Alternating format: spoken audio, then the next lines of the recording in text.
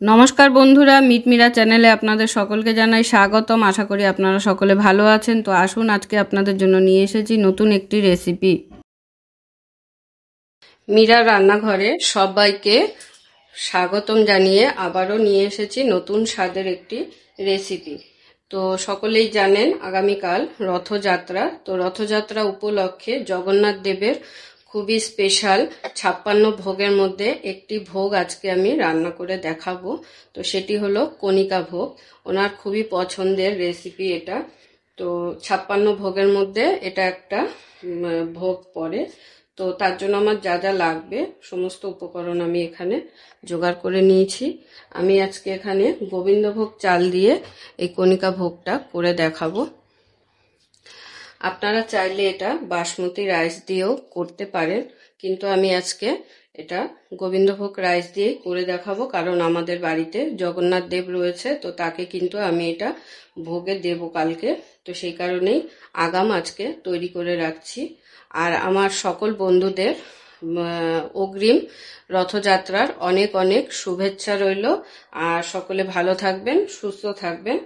তো আমি গোবিন্দভোগ চাল এখানে 1.5 কাপ মতো ভালো করে ধুয়ে ভিজিয়ে রেখেছি আধ ঘন্টা আগে, কারণ এটাকে একটু ভিজিয়ে রাখতে হবে, না হলে ভালো করে হবে না।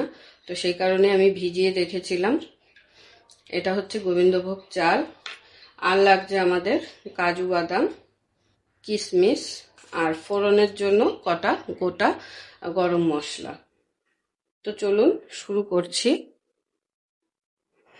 তো প্রথমে একটি কড়াই বসিয়ে দিয়েছি, গ্যাস ওভেনটা ধরিয়ে নেব। তো কড়াই আমার এখানে গরম হয়ে এসেছে। এবারে কড়াইয়ের মধ্যে দিয়ে দেবো প্রথমে ঘি।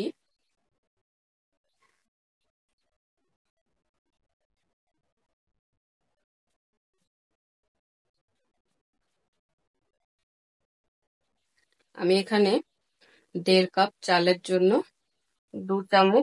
2 টেবিল চামচ ঘি দিয়ে দিলাম।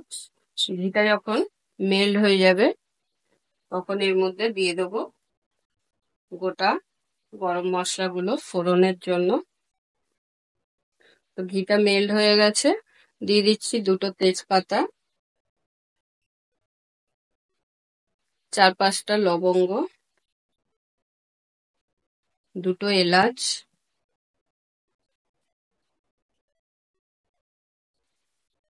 কটা গোলমরিচ, আর কটা দারচিনির স্টিক।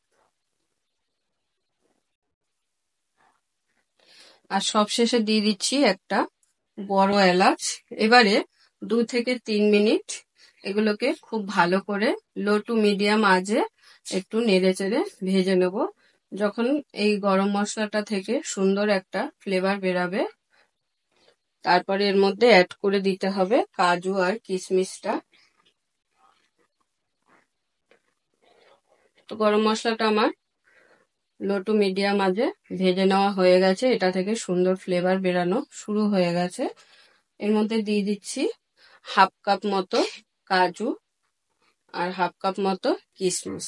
এগুলো কিন্তু লো টু মিডিয়াম আঁচেই ভাজতে হবে, কারণ এটা হাই আঁচে ভাজলে এগুলো কিন্তু পুড়ে যাওয়ার সম্ভাবনা থাকবে। তো দেখুন, লো টু মিডিয়াম আঁচে হালকা করে কিন্তু ভেজে নিয়েছি। খুব লাল করে কিন্তু ভাজলে ভালো লাগবে না দেখতে। তো হালকা করে এরকম করে ভেজে নিতে হবে। এরপরে যে গোবিন্দভোগ চালটা রেখেছিলাম সেই চালটাকে কিন্তু আমি একটি ছাঁকনির মধ্যে করে খুব ভালো করে জলটাকে ঝরিয়ে নিয়েছি।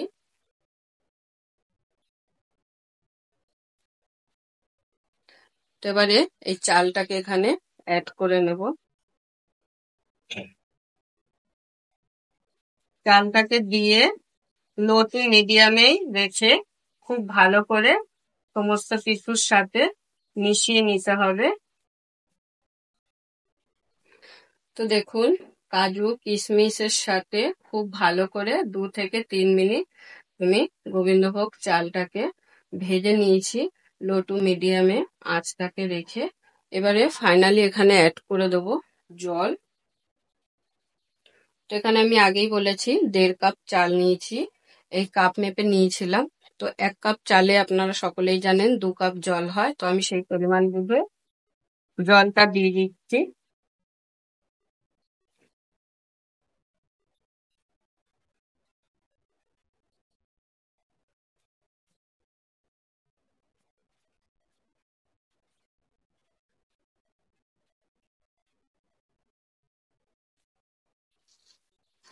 তো টোটাল আমি 3 কাপ জল এখানে অ্যাড করে দিলাম 1.5 কাপ চালের জন্য। এবারে খুব ভালো করে একটু জলের সাথে সমস্ত কিছুকে মিশিয়ে দেব।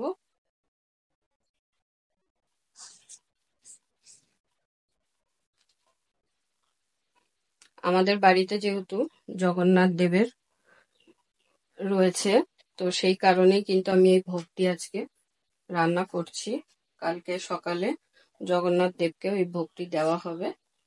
তো সবসময় তো একবারে সমস্ত কিছু করা সম্ভব হয় না, তো ভাবলাম একটা কিছু অন্তত বানাই, তো সেই জন্যই আজকে এটা বানানো।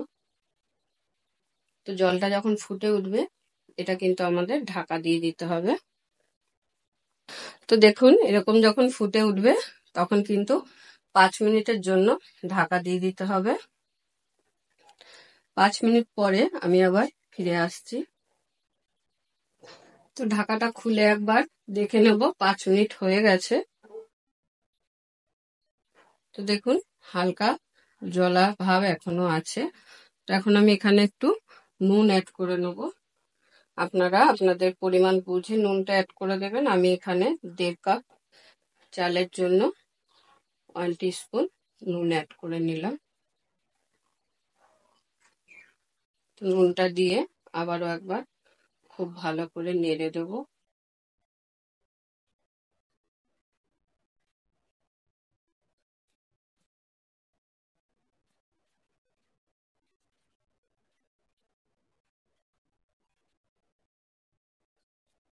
আবারও দিয়ে দিলাম ঢাকা। আবারও 5 মিনিট হয়ে গেছে। আমি এবারে ঢাকাটা খুলে নেবো আবার। তো দেখুন খুব সুন্দর কিন্তু ঝরঝরে রয়েছে, দেখে আশা করি বুঝতেই পারছেন। এখন এর মধ্যে কটা জিনিস আবার অ্যাড করব।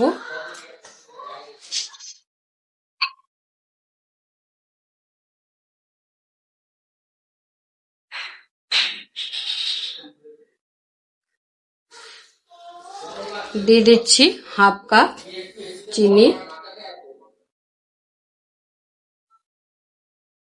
1/4 টিস্পুন দারচিনির গুঁড়ো,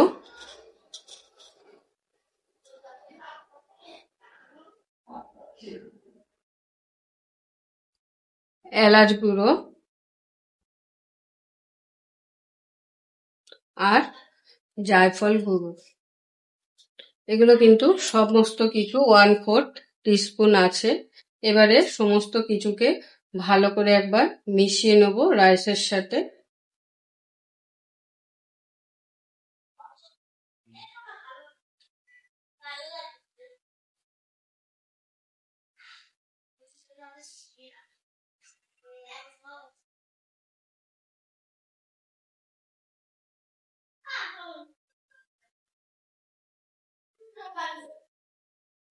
তো সমস্ত কিছু মিশিয়ে নেওয়া হয়ে গেছে। এরপরে আবারও আমি ঢাকা দিয়ে দেব।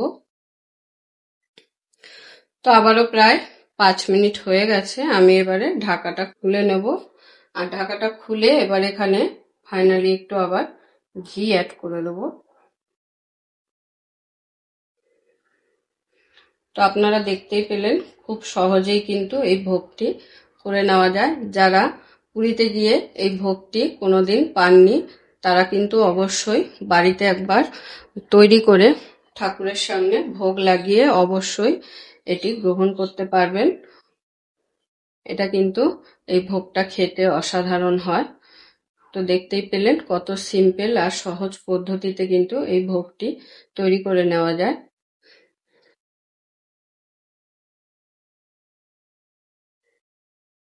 তো আমার আজকের এই কণিকা ভোগের রেসিপি আপনাদের কেমন লাগলো সকলেই কিন্তু অবশ্যই কমেন্ট করে জানাবেন। তো ঘি মিশানোর পরে আমি এবারে এটাকে ফাইনালি অফ করে দিয়ে স্ট্যান্ডিং টাইমে আরো 5 মিনিট রেখে দেবো। তারপরে আমি গরম গরম সার্ভ করে আপনাদের দেখিয়ে দেবো।